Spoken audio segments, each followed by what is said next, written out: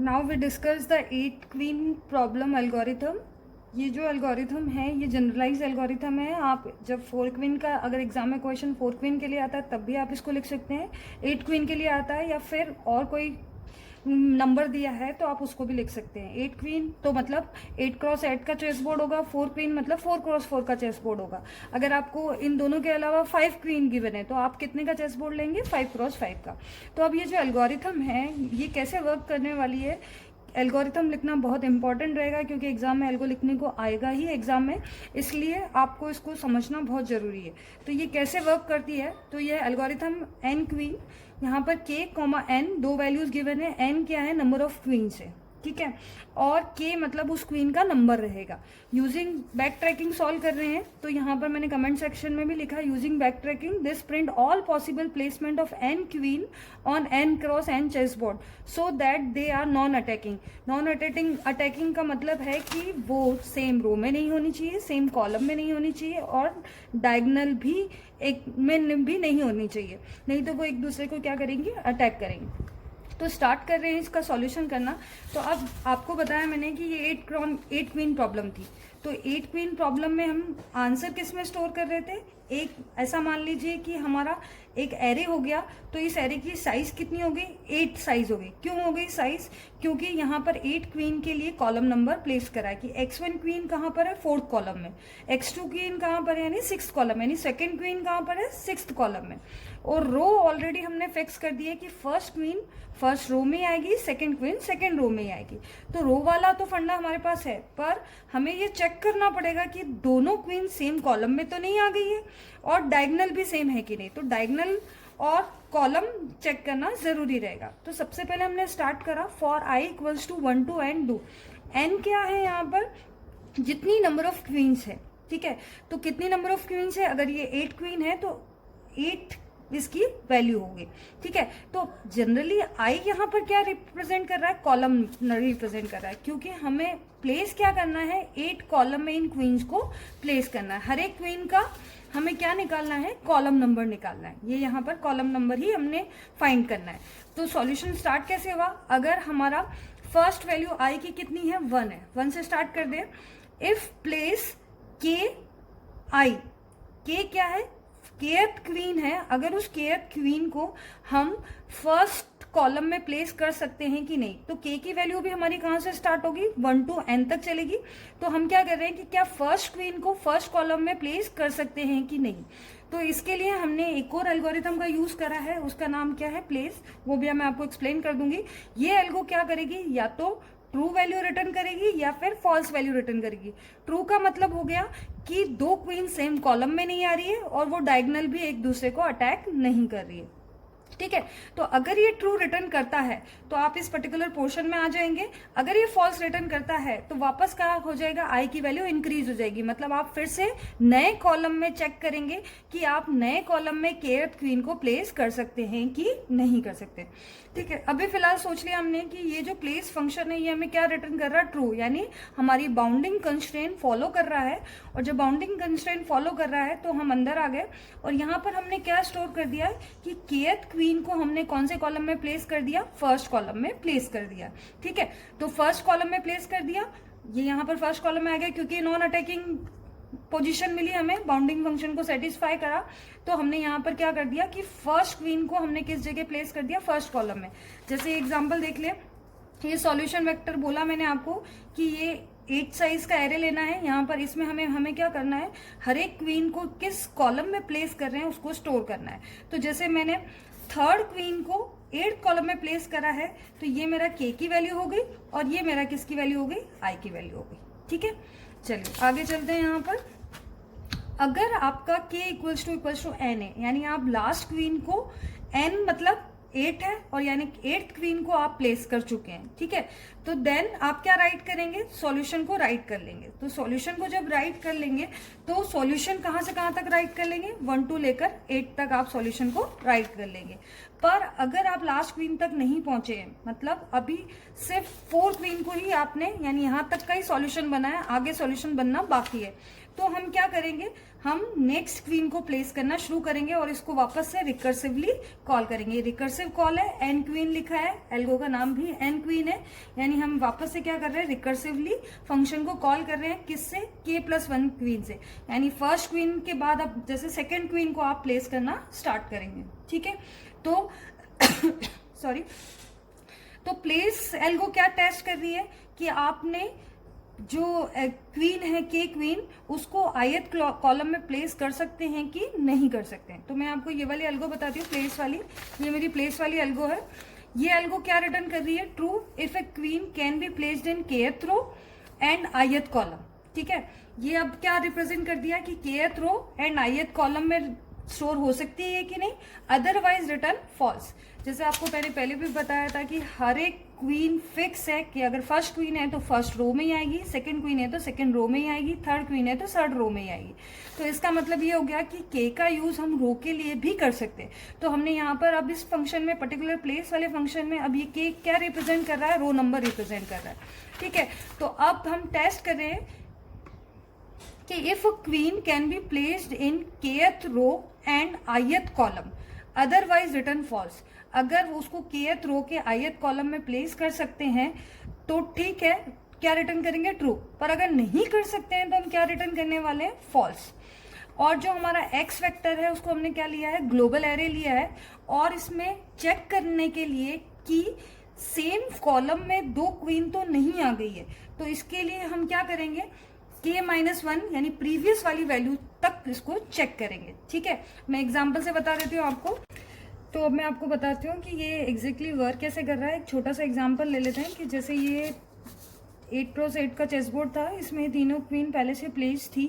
ठीक है, तो ये जो प्लेस एल्गोरिथम है, हमको 4th क्वीन को चेक करना है कि हम इस पर्टिकुलर प्लेस पे उसको रख सकते हैं कि नहीं। तो यहाँ पर k की वैल्यू कितनी हो गई, 4, और i की वैल्यू कितनी हो गई, 2, क्योंकि हम कौन से कॉलम के लिए चेक कर रहे हैं, सेकेंड कॉलम के लिए। और ये मेरे 3 वेक्टर की वैल्यू, मतलब 3 क्वीन के कॉलम की वैल्यू ऑलरेडी फिल है मेरे x वाले एरे में। ठीक है, तो अब इसके लिए चेक कर रहे हैं। तो एल्गो क्या बोल रही है आपको कि j कहाँ से चलना है, 1 to k-1। ये मैंने इसको ऑलरेडी बनाया है यहाँ पर। तो हम क्या कर रहे हैं, 1 to 4-1, यानी इसको लिख देते हैं कि 3 तक चलेगा, 1 to 3 तक चलेगा। तो सबसे पहले j = 1 के लिए स्टार्ट कर रहे हैं। यहाँ है j = 1 इफ xj = i। तो xj = i मतलब j की वैल्यू कितनी है, 1, तो x1 = 2 है क्या। x1 की वैल्यू आप देखेंगे तो x1 की वैल्यू कहाँ है, 1 2 3 यहाँ, तो ये इसकी वैल्यू कितनी है, 4, और ये वैल्यू कितनी है, 2। ये किसकी वैल्यू है, i की। ये यहाँ पर हमने क्या चेक करा है, ये देखिए i लिखा हुआ है। तो क्या ये दोनों बराबर है क्या, नहीं, ये दोनों बराबर नहीं है। क्या, क्योंकि यहाँ पर और कंडीशन लगी है, तो सेकेंड वाली कंडीशन चेक करना जरूरी होगा। तो सेकेंड वाली कंडीशन क्या बोल रही है, absolute value of xj - i equals to absolute value of j - k। इसका क्या फंडा है वो मैं आपको बताती हूँ कि इसके लिए जैसे ये पर्टिकुलर देखें हम कि ये 4th क्वीन है, तो इसका डायगनल चेक करना है। तो डायगनल कौन कौन सा होगा, ये और ये, और डायगनल इधर लोअर में कौन कौन सा हो गया, ये और ये। तो अगर इसकी बात करें, ठीक है, तो ये कौन सी रो है, 5th रो और 3rd कॉलम। अगर इन दोनों की वैल्यू को माइनस करें तो कितना आएगा, 2, यानी 5 - 3 कितना आएगा, 2। एज इट इज इसके लिए चेक करें तो ये कौन सा है, 6th रो और 4th कॉलम, तो इसके लिए भी क्या आएगी, 6 - 4 कितना आ गया, 2। इधर चेक करें तो ये कितना है, 7th रो है, और 7th रो और 5th कॉलम, तो 7 - 2, 7 - 5 भी कितना आया, अगेन 2। और इसके लिए भी चेक करें तो ये कितना आ रहा है, 8 - 6, यानी अगेन 2। इसका कहने का मतलब ये है कि इधर लेफ्ट से अगर हम लोअर राइट तक जाएंगे तो अगर हम रो में से कॉलम की वैल्यू माइनस करेंगे तो सबकी वैल्यू क्या आ रही है, सेम आ रही है। ठीक है, अब ऊपर की बात करते हैं कि इसका इधर डायगोनल चेक करना हो हमें, तो ये डायगोनल कैसे चेक हो रहा है कि ये वाली वैल्यू देखें तो ये कौन सी वैल्यू है, ये 3rd रो के 3rd कॉलम की। तो इन दोनों का अगर हम सम करें तो कितना हो जाएगा, 3 + 3 कितना हो गया, 6। ठीक है, इस पर्टिकुलर सेल की बात करें तो ये कौन सी है, 2nd रो और 4th कॉलम। तो यहाँ पर भी इन रो प्लस कॉलम का सम कितना आएगा, 6। इसकी बात करें तो 1 रो और 5th कॉलम, तो इसका भी सम कितना आएगा, 6। तो इसका मतलब क्या हुआ कि अगर इस पर्टिकुलर के लिए या किसी ब्लॉक की बात कर रहे हैं, उसके डायगोनल को चेक करना है, तो अगर हम लोअर लेफ्ट से अपर राइट जा रहे हैं तो रो और कॉलम का सम जो है वो सेम आ रहा है, और लेफ्ट से लोअर राइट तक जा रहे हैं तो रो माइनस कॉलम का जो वैल्यू है वो इन सबके लिए क्या आ रही है, इक्वल आ रही है। ऊपर देखें तो रो प्लस कॉलम की वैल्यू सेम आ रही है इन तीनों के लिए, और इन चारों के लिए रो माइनस कॉलम की वैल्यू सेम आ रही है। ठीक है, तो ये पर्टिकुलर फंडा है डायगोनल के लिए। तो ये यहां पर बनाया है मैंने,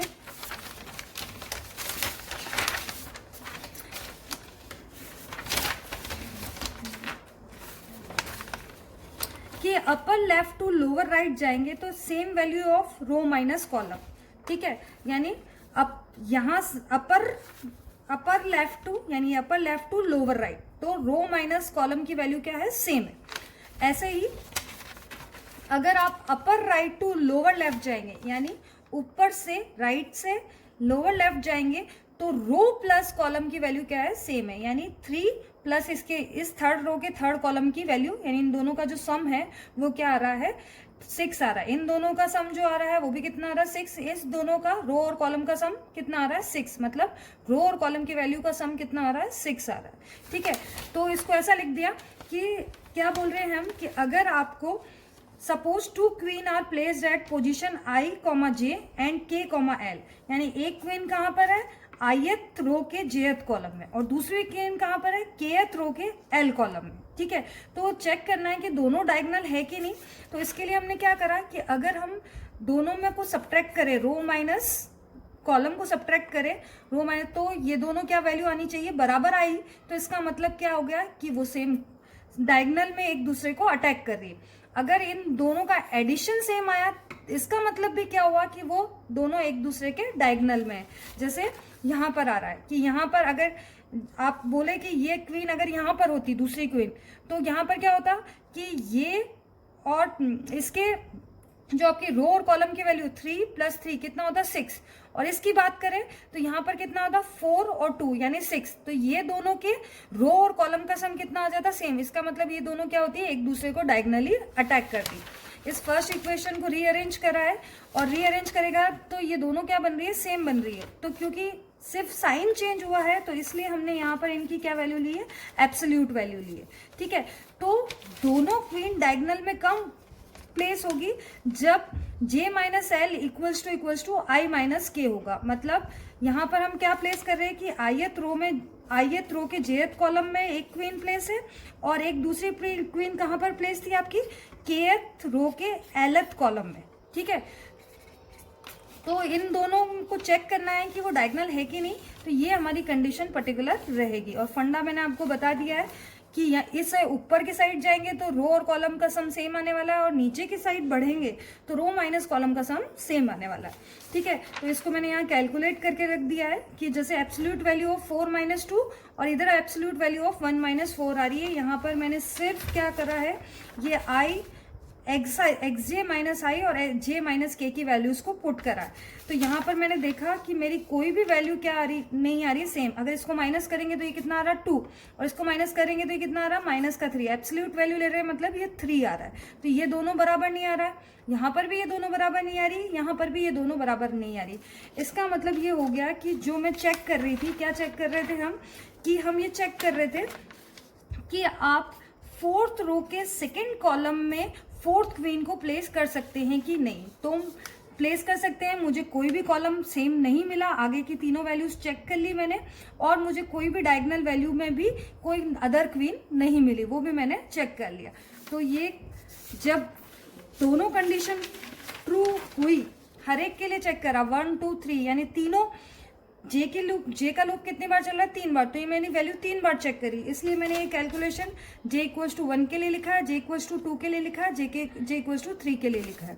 ठीक है, तो अगर ये एक भी वैल्यू आपकी दोनों में से एक भी ट्रू हो जाता तो यहीं से हम रिटर्न क्या कर देते, फॉल्स रिटर्न कर देते, क्योंकि अब इसमें गए ही नहीं और जब इसमें गए नहीं, तो जब ये पूरा लूप एग्जीक्यूट हो गया, यानी ये ऐसा बोल रहे कि ये यहाँ से यहाँ तक है, जब ये पूरा लूप खत्म हो गया तो हम वापस क्या रिटर्न कर देंगे, ट्रू। यानी हम फोर्थ क्वीन को सेकेंड कॉलम में प्लेस कर सकते हैं, ना तो कोई डायगनली अटैक कर रही है और ना ही सेम कॉलम में कोई और क्वीन है। तो ये 8 क्वीन प्रॉब्लम का एल्गो था। इसको अच्छे से समझ लीजिएगा, इसको एग्जाम के पॉइंट ऑफ व्यू से याद करना ज़रूरी है। और एक बार आप समझेंगे तो आपको समझ में आ जाएगा कि यहाँ फर्स्ट वाली कंडीशन में हम सेम कॉलम को चेक कर रहे हैं और यहाँ पर हम क्या चेक कर रहे हैं कि डायगनली वो एक सेम है कि नहीं। ठीक है।